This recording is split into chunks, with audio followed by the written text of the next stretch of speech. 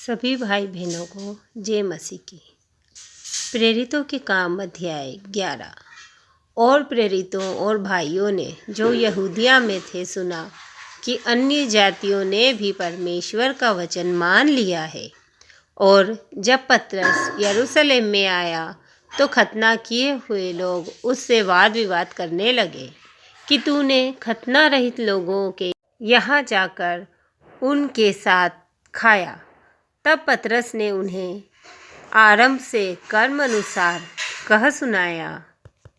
मैं याफा नगर में प्रार्थना कर रहा था और बेसुध होकर एक दर्शन देखा कि एक पात्र बड़ी चादर के समान चारों कोनों से लटकाया हुआ आकाश से उतर कर मेरे पास आया।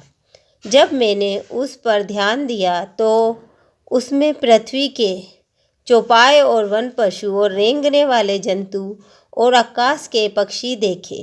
और यह शब्द भी सुना, हे पतरस, उठ, मार और खा। मैंने कहा, नहीं प्रभु, नहीं, क्योंकि कोई अपवित्र या अशुद्ध वस्तु मेरे मुंह में कभी नहीं गई। इसके उत्तर में आकाश से दूसरी बार शब्द हुआ, जो कुछ परमेश्वर ने शुद्ध ठहराया है उसे अशुद्ध मत कह। 3 बार ऐसा ही हुआ। तब सब कुछ फिर आकाश पर खींच लिया गया।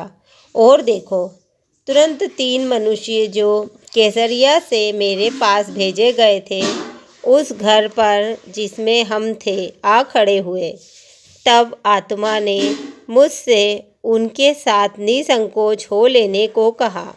और ये 6 भाई भी मेरे साथ हो लिए और हम उस मनुष्य के घर गए।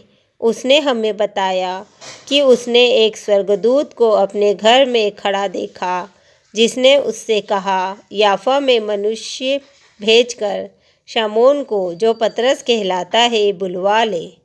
वह तुमसे ऐसी बातें कहेगा जिसके द्वारा तू और तेरा सारा घराना उद्धार पाएगा।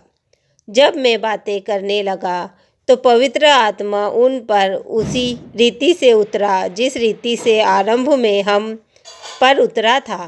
तब मुझे प्रभु का वह वचन स्मरण आया जो उसने कहा था, यूहन्ना ने तो पानी से बपतिस्मा दिया, परंतु तुम पवित्र आत्मा से बपतिस्मा पाओगे। अतः जब परमेश्वर ने उन्हें भी वही दान दिया जो हमें प्रभु यीशु मसीह पर विश्वास करने से मिला था, तो मैं कौन था जो परमेश्वर को रोक सकता। यह सुनकर वे चुप रहे और परमेश्वर की बड़ाई करके कहने लगे, तब तो परमेश्वर ने अन्य जातियों को भी जीवन के लिए मन फिराव का दान दिया है। जो लोग उस कलेश के मारे जो स्तेफनुस के कारण पड़ा था तीतर बीतर हो गए थे, वे फिरते फिरते फिनीके और साइप्रस और अन्ताकिया में पहुँचे, परंतु यहूदियों को छोड़ किसी और को वचन ना सुनाते थे। परंतु उनमें से कुछ साइप्रसवासी और कुरेनी थे जो अन्ताकिया में आकर यूनानियों को भी प्रभु यीशु के सुसमाचार की बातें सुनाने लगे। प्रभु का हाथ उन पर था और बहुत लोग विश्वास करके प्रभु की ओर फिरे। जब उनकी चर्चा यरूशलेम की कलीसिया के सुनने में आई तो उन्होंने बरनबास को अन्ताकिया भेजा। वह वहां पहुंचकर और परमेश्वर के अनुग्रह को देखकर आनंदित हुआ और सबको उपदेश दिया कि तन मन लाकर प्रभु से लिपटे रहो। वह एक भला मनुष्य था और पवित्र आत्मा और विश्वास से परिपूर्ण था, और अन्य बहुत से लोग प्रभु में आ मिले। तब वह शाऊल को ढूंढने के लिए तरसुस को चला गया। जब वह उससे मिला तो उसे अन्ताकिया लाया, और ऐसा हुआ कि वे 1 वर्ष तक कलीसिया के साथ मिलते और बहुत लोगों को उपदेश देते रहे। और सबसे पहले अन्ताकिया ही में मसीही कहलाए।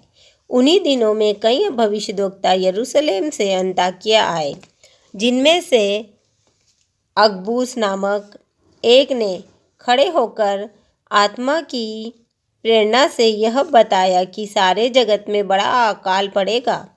वह अकाल क्लौदियुस के समय में पड़ा।